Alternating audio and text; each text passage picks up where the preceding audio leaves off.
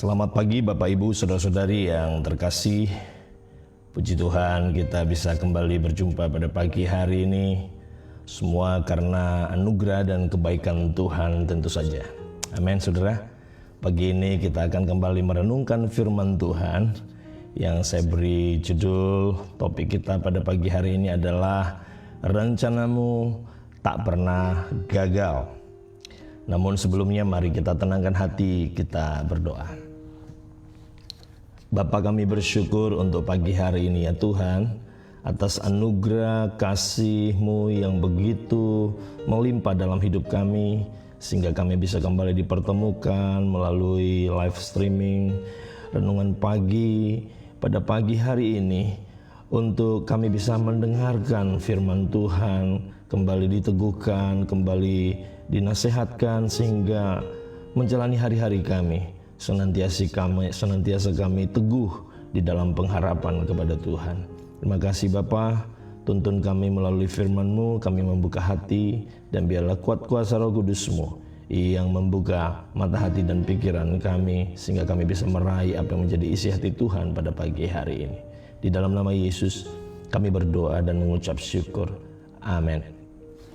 Bapak Ibu Saudara-saudari yang saya kasihi, pada pagi hari ini kita akan melandaskan renungan firman Tuhan yang akan kita renungkan dari Ayub pasal yang ke-42 ayatnya yang kedua.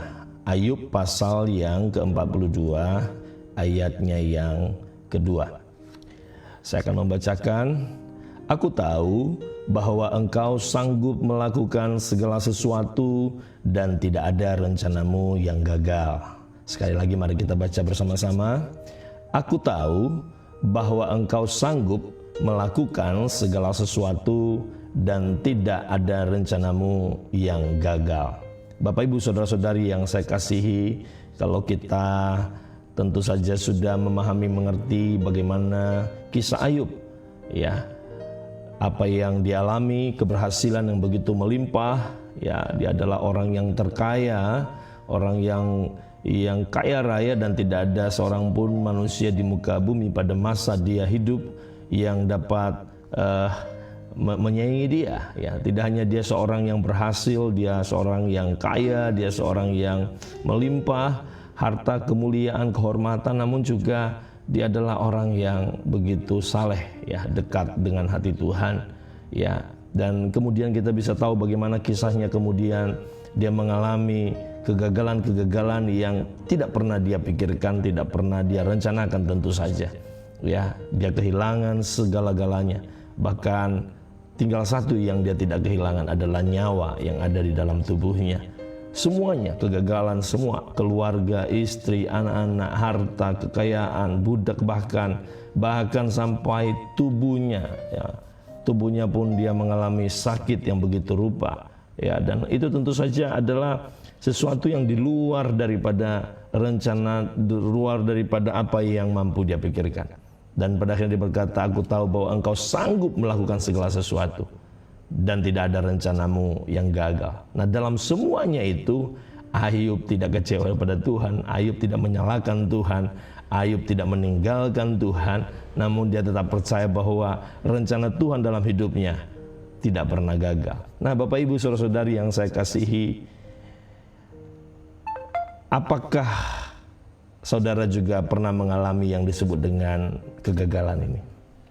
Kegagalan yang seperti apa yang dialami oleh Ayub misalkan, ya, kegagalan yang sering saya sebut sebagai penundaan sementara, ya. Ada satu kalimat bijak yang mengatakan bahwa kegagalan adalah keberhasilan yang tertunda, ya. Keberhasilan yang tertunda. Nah, siapapun dari kita pasti pernah, dan saya yakin, ya, pernah, ya, dan pasti pernah mengalami sebuah yang namanya kegagalan, ya, yang saya istilahkan tadi adalah penundaan sementara. Ya, pastilah saya yakini kita pernah mengalaminya, ya. Hanya saja respons kita lah yang menentukan apakah kegagalan itu kemudian adalah kegagalan besar, kecil, atau dapat diabaikan, ya. Dalam arti kita memutuskan bahwa hal itu tidak pernah terjadi. Ya, itu ditentukan oleh respons kita dan cara pandang kita. Ya, sekali lagi, cara pandang kita atau respons kita menentukan penundaan sementara itu atau kegagalan tersebut berarti enggak di dalam hidup kita atau tidak. Saudara, di lain sisi saya juga percaya bahwa setiap kita tidak mau mengalami yang namanya kegagalan. Betul ya saudara ya? Ya, pasti kita tidak mau mengalami namanya kegagalan di dalam hidup kita. Entahkah itu gagal dalam studi, karir, pekerjaan, ya, bahkan juga mungkin rumah tangga, hubungan suami, istri, anak, dan orang tua.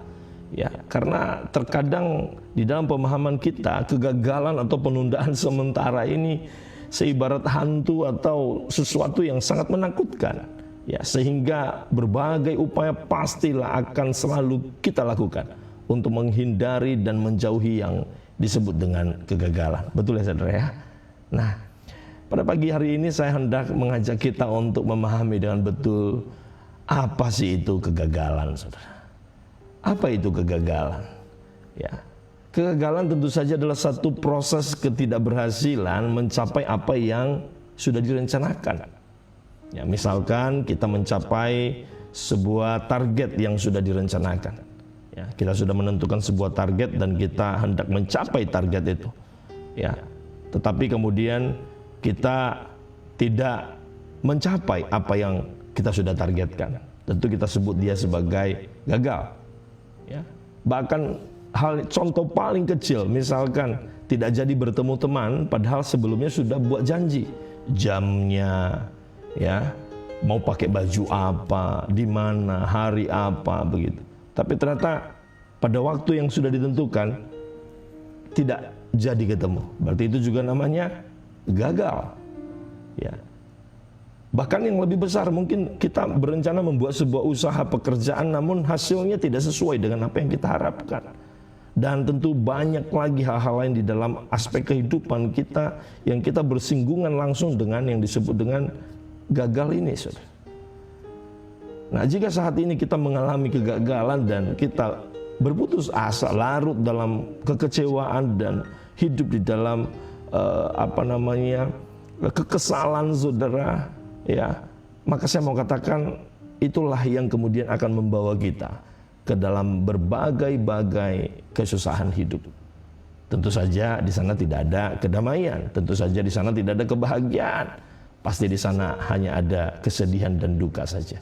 Nah, saudara-saudari yang saya kasihi, kalau kita melihat secara global, sejarah dunia mencatat bahwa orang-orang yang sukses bukanlah orang-orang yang tidak pernah gagal dalam hidupnya.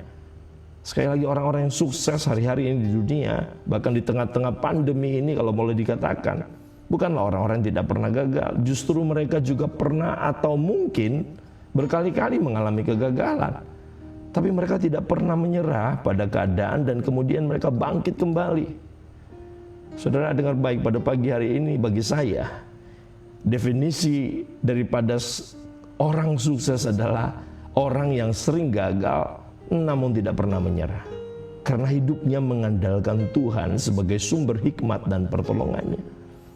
Ya, bagi saya definisi orang sukses yang sejati adalah orang yang sering gagal namun tidak pernah menyerah. Ya, karena kenapa? Hidupnya mengandalkan Tuhan sebagai sumber hikmat dan pertolongannya, sumber kekuatannya. Nah, pada pagi hari ini dari nats bacaan kita, saudara, menegaskan kepada kita bahwa tidak ada rencana Tuhan yang gagal.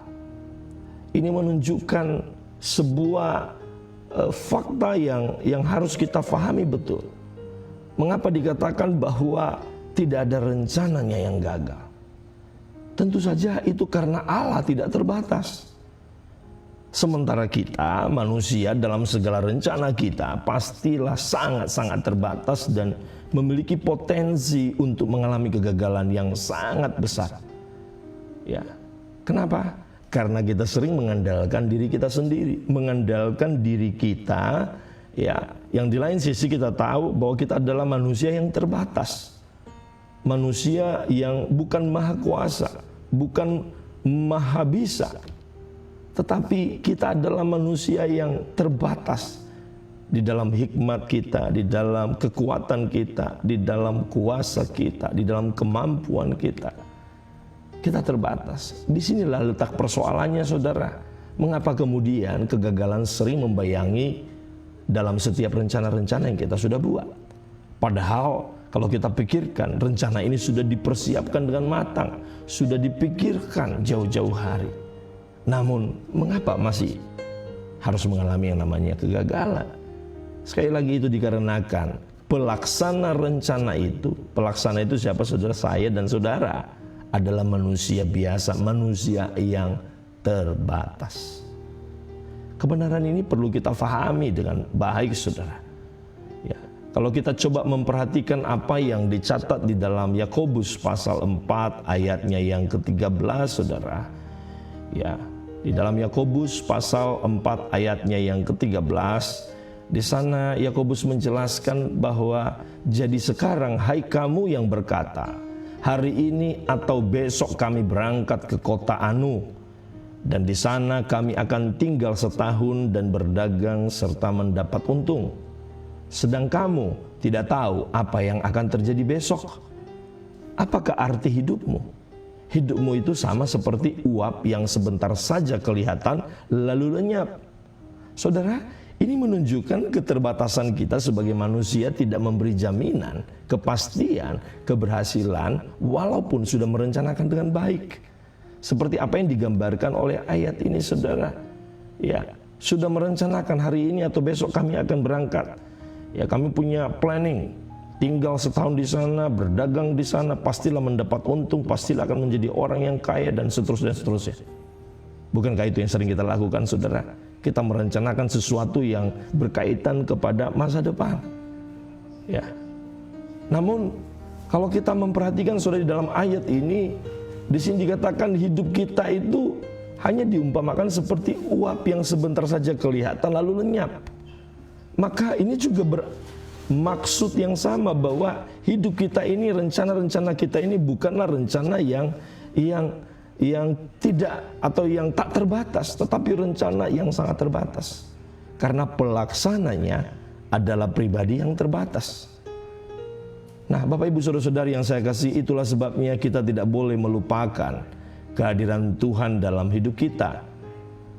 Tuhan pemilik hari esok dan masa depan, Dia tak terbatas dalam segala hikmatnya, dalam rencananya Dia tidak pernah gagal. Nah, saudara-saudari yang saya kasih, oleh sebab itu yang perlu kita perhatikan adalah seperti apa yang dicatat di dalam Yakobus pasal 4 ini, saudara. Kalau kita memperhatikan di ayatnya yang selanjutnya, ayatnya yang ke-15, di sana dikatakan inilah yang harusnya kita lakukan, saudara. Dikatakan di sana apa, saudara? Sebenarnya kamu harus berkata. Inilah yang harus kita katakan, saudara. Jika Tuhan menghendakinya, kami akan hidup dan berbuat ini dan itu. Nah, inilah seharusnya yang kita lakukan, yaitu dengan berkata jika Tuhan menghendakinya, maka terjadilah sesuai dengan rencananya. Dan aku akan menghidupi setiap rencana ini, dan itu karena Tuhan ada dan terlibat di dalamnya. Amin, saudara. Inilah seharusnya sikap yang harus kita miliki. Jika kita membuat sebuah perencanaan, kita membuat sesuatu yang target yang harus kita lakukan dalam hidup kita. Sehingga dengan demikian kita memastikan pelibatan Tuhan dalam setiap rencana-rencana kita. Bapak Ibu Saudara-saudari yang saya kasihi, oleh karena itu melalui firman Tuhan pada pagi ini saya mau mengatakan kepada setiap kita, andalkan Tuhan dan libatkan Dia di dalam segala hal. Serahkan setiap rencana hidupmu kepada Tuhan sepenuhnya. Ya, rencana manusia bisa gagal, saudara, tetapi rencana Tuhan tidak pernah gagal. Amin, saudara. Firman Tuhan berkata di dalam Yesaya pasal 55 ayat 8, saudara, di sana dikatakan, ya, sebab rancanganku bukanlah rancanganmu dan jalanmu bukanlah jalanku. Demikianlah firman Tuhan. Amin, saudara.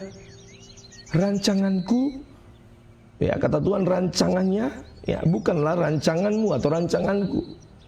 Dan jalan kita atau jalanmu, jalan saudara, bukanlah jalan-jalannya Tuhan. Saudara, ini perlu betul-betul kita paham. Ya, kita harus mengamini hal ini. Dengan demikian kita akan terus bisa menjalani hari kita dalam setiap penyelenggaraan ilahi yang sempurna. Bapak, Ibu, saudara-saudari yang saya kasihi, berjalan bersama Tuhan dan hidup seturut dengan firman-Nya tentu saja adalah kunci untuk terbebas dari yang namanya penundaan sementara atau kegagalan. Jika hari ini saudara mengevaluasi sepanjang minggu ini dari Senin kemarin, saudara, hari ini adalah hari Sabtu penghujung minggu, ya, dan saudara menemukan ada rencana-rencana yang belum berhasil atau tidak berhasil atau tidak sesuai dengan yang saudara harapkan terjadi, maka mari melalui firman Tuhan pada pagi hari ini, mari ambil sisi positif dari setiap kegagalan-kegagalan yang terjadi tersebut. Jangan putus asa, jangan pernah menyerah. Kembali lagi, libatkan Tuhan, izinkan Tuhan menyatakan kehendak-Nya. Percayalah saudara, percayalah bahwa melalui kegagalan-kegagalan ini saudara, terkadang Tuhan hendak memberikan kepada kita sebuah pelajaran dan pengalaman yang sangat berharga. Sebab dengan demikian setelah kita mengalami kegagalan-kegagalan atau penundaan-penundaan ini saudara, kita akan menjadi lebih bijaksana di dalam hidup kita. Kita akan menjadi pribadi yang lebih berhati-hati, lebih mawas diri, semakin siap untuk menjalani kehidupan ini. Bapak, Ibu, saudara-saudari yang saya kasihi, Salomo berkata di dalam Amsal pasal 3 ayatnya yang kelima dan ayatnya yang ke-7a. Ya, saya bacakan dari ayat yang kelima dan 7a bagian 7a. Dikatakan di sana, percayalah kepada Tuhan dengan segenap hatimu dan janganlah bersandar kepada pengertianmu sendiri. Dan ayat 7a berkata, janganlah engkau menganggap dirimu sendiri bijak. Percayalah kepada Tuhan. Jangan sekali-kali menganggap diri bijak dan meyakini melakukan ini dan itu pastilah berhasil tanpa melibatkan Tuhan. Jangan saudara, jangan. Namun yang saudara harus lakukan, seperti dalam Yakobus pasal 14 ayat yang 4 ayat yang ke-15 tadi dikatakan saudara apa? Dikatakan kita harus berkata kalau memang Tuhan ingin ini atau itu yang Tuhan kehendaki, maka kami akan hidup di dalamnya dan berbuat sesuai dengan apa yang Tuhan mau saudara. Ini yang harus kita lakukan. Amin. Ya, jangan menganggap diri sendiri bijak, tetapi percayalah kepada Tuhan dan kepada setiap tuntunannya di dalam kehidupan kita. Bapak, Ibu, saudara-saudari yang saya kasihi, mengandalkan hikmat dan kebijaksanaan Tuhan dalam segala hal di dalam setiap rencana kehidupan kita adalah kunci terhindar dari kegagalan.